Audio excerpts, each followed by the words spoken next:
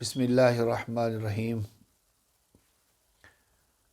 آج کی میری گفتگو کا موضوع یہ ہے کہ فرشتوں نے سب سے پہلے خانہ کعبہ کی تعمیر کی۔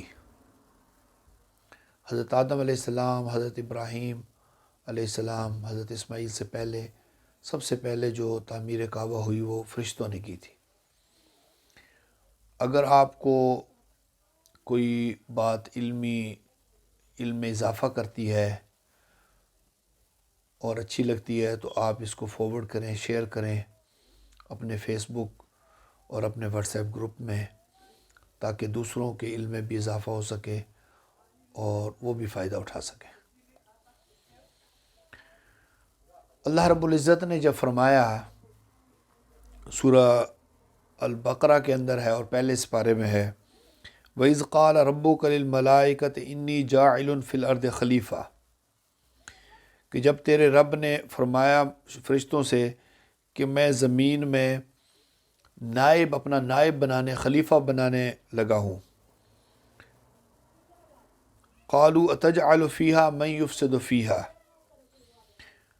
فرشتوں نے کہا کہ تو اس میں اس شخصیت کو اپنا نائب بنا رہا ہے جس کی اولاد، یعنی من یفسد سے مراد یہ ہے کہ حضرت آدم علیہ السلام ہیں، لیکن ان سے جو مفسرین نے مراد لیے ان کی اولاد نے فساد کیا تھا، تو ان کی نگاہ ان کی اولاد کی طرف تھی کہ انسان جو ہے یہ اس میں فساد کرے گا، وَيَسْفِكُ الدِّمَاءُ، خون بہائے گا، یعنی قتل بھی اتنا بڑے گناہ بھی کرے گا، گناہ کبیرہ، اور تجھے ناراض کرنے کا سبب بنے گا۔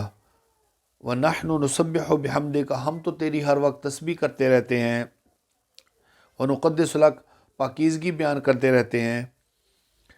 تو اللہ رب العزت نے جواب قال انی اعلم ما لا تعلمون، جو میں جانتا ہوں تم نہیں جانتے۔ آگے بتا بھی دیا کہ میں دیکھ رہا ہوں کہ ان کے پاس علم زیادہ ہے، یہ چیزیں نہیں کہ یہ چیز نہیں کرے گا اور آپ نہیں کرتے، آپ میں یہ خصوصیت ہے فرشتوں میں، اور اس میں آدم کی اولاد میں یہ خامی ہوگی، وہ یہ کرے گا فساد، مگر اس کی جو فضیلت ہے وہ علم کی وجہ سے ہے۔ آدم علیہ السلام کو اسماء سکھائے، پھر فرشتوں سے پوچھا، وہ نہ بتا سکے، آدم نے بتا دیا، تو علم کی وجہ سے ایک شخصیت کو فضیلت ملتی اور وہ مسجود ملائکہ بنا۔ فرشتوں کو کہا کہ اب سجدہ، انہوں نے پھر سجدہ کیا۔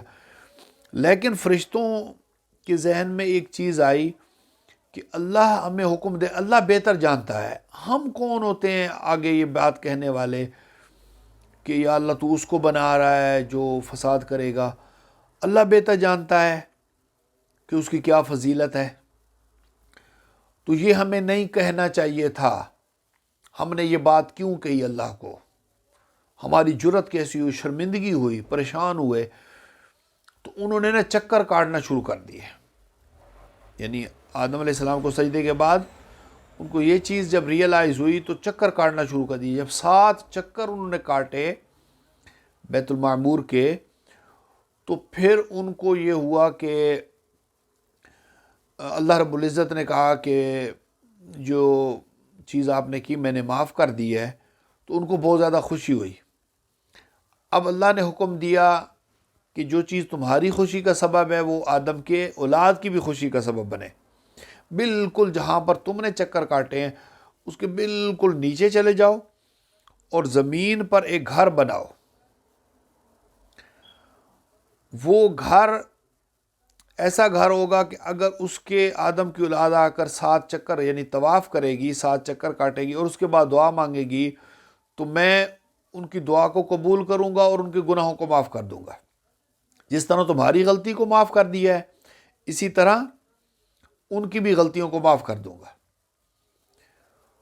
تو اس جگہ کی برکت تھی، اس کے بالکل نیچے خانہ کعبہ شریف کی تعمیر کے لیے فرشتے آئے، وہ خانہ کا روحانی ایک تعمیر ہو گئی، اسی پر پھر آدم علیہ السلام نے بعد میں تعمیر کی۔ تو یہ مفسرین کرام اس کی خانہ کعبہ کی تعمیر کے حوالے سے لکھتے ہیں۔ تو اسی لیے جب ہم لوگ جاتے ہیں حضرت آدم علیہ السلام کی اولاد جاتی ہے اور عاجزی کے ساتھ، انکساری کے ساتھ، خشوع و خضوع اللہ کی طرف متوجہ ہو کر اپنے گناہوں، اپنے غلطیوں کو اپنے سامنے رکھ کر جب طواف کعبہ کرتے ہیں، 7 چکر کاٹتے ہیں، تو جس طرح فرشتوں کی غلطی معاف ہو گئی تھی، اسی طرح ہماری غلطیاں، ہمارے گناہ بھی معاف ہو جاتے ہیں۔ تو اللہ رب العزت کی بارگاہ میں دعا ہے کہ رب کائنات ہمیں خانہ کعبہ کی زیارت نصیب کرے، طواف کعبہ، حج اور عمرہ کی سعادت نصیب کرے۔ جن کو ابھی تک نصیب نہیں ہوئی، اللہ تعالیٰ ان کو نصیب فرمائے۔ وما علینا الا البلاغ۔